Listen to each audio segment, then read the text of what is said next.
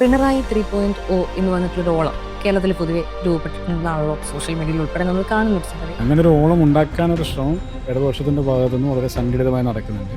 അതിനുവേണ്ടി വലിയ രീതിയിലുള്ള ഒരു PR പ്രചരണമൊക്കെ നടത്തുന്നുണ്ട്. കോടിക്കണക്കിന് രൂപ ഞങ്ങൾ ചിലവഴിക്കുന്നുണ്ട്. പക്ഷേ അത് സാധാരണക്കാരെ കണക്ട് ചെയ്യുന്നൊരു മുദ്രാവാക്യമോ സാധാരണക്കാരെ കണക്ട് ചെയ്യാൻ കഴിയുന്ന ഒരു സംഗതിയുമല്ല. ഒരു വെപ്രാളം സർക്കാരിനെ സംബന്ധിച്ച് പ്രകടനം. അപ്പോൾ അങ്ങനെ ഒരു ഓളം ഉണ്ടെന്ന് എനിക്ക് തോന്നുന്നില്ല. അങ്ങനെ ഒരു ഓളം ഉണ്ട് എന്ന് വരുത്താനുള്ളൊരു സംഘടിതമായ ഒരു ശ്രമം സമൂഹ മാധ്യമങ്ങൾ ഉപയോഗിച്ച് നടത്തിക്കൊണ്ടിരിക്കുന്നുണ്ട്.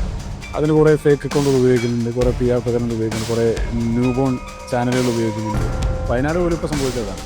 വയനാട് പോലും വലിയ PR പ്രചരണം ഇന്നലെയും ഇന്നും നടന്നുകൊണ്ടിരിക്കുന്നു. ആ PR പ്രചരണത്തിൽ പറയുന്ന കാര്യം എന്താണ്? സർക്കാർ പണം കൊടുത്തു, വീട് കൊടുത്തു. ആരുടെ പണം, ആരുടെ വീട്, സർക്കാരാണല്ലോ കൊടുക്കേണ്ടത്. ഈ തെരഞ്ഞെടുപ്പിൽ അങ്ങനെയല്ല.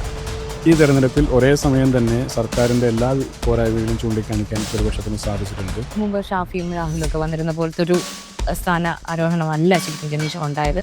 അപ്പം അത് അങ്ങനെ ഒരു സംഭവം ഈ ഒരു പൊസിഷൻ്റെ ഗ്ലോറിയെ ബാധിക്കുന്നതായിട്ട് എപ്പോഴെങ്കിലും തോന്നിയിട്ടുണ്ടോ? വ്യക്തിപരമായി ഞാനും പിന്നെ ആ ഒരു സമയത്ത് പ്രസിഡന്റ് ആകുന്ന ഘട്ടത്തിൽ എനിക്ക് ജീവിതത്തിനകത്ത് വലിയ സൗഭാഗ്യം വന്നു എന്ന ചിന്തയിലല്ല, അല്ലെങ്കിൽ സംഘടനാപരമായി ഒരു വലിയൊരു അവസരം കിട്ടിയതിൻ്റെ വലിയ സന്തോഷത്തിലല്ല നിൽക്കുന്നത്. കാരണം സാഹചര്യം എങ്ങനെയാണ്?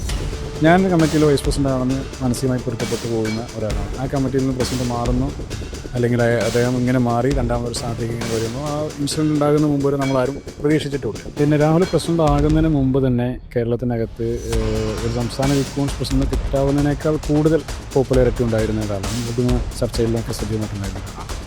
ഞാൻ പരിപൂർണമായി സംഘടനാ രംഗത്ത് നിന്ന് മാത്രം വന്ന ഒരാളാണ്. ഞാൻ മാധ്യമ ഫ്ലോറുകളിൽ ഞാൻ എന്നെ കണ്ടിട്ട് പോലും ഉണ്ടായിരുന്നു.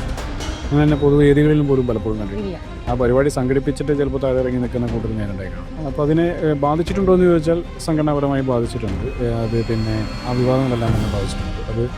അത് മറ്റൊരു തരത്തിലല്ല, അത് ഒരു ടീമായി മുന്നോട്ട് പോയിരുന്ന ചെറുപ്പക്കാരിൽ പലരെ സംബന്ധിച്ചും അതിനുശേഷം ഉണ്ടാകുന്ന ഈ വിവാദങ്ങളും കാര്യങ്ങളെല്ലാം വരുന്ന സമയത്ത് കുറേ പ്രതിനിധികൾ ഒരു ഘട്ടത്തിൽ ആദത്വം ഫീൽ ചെയ്യുന്ന സാഹചര്യമൊക്കെ ഉണ്ടായിട്ടുണ്ട്.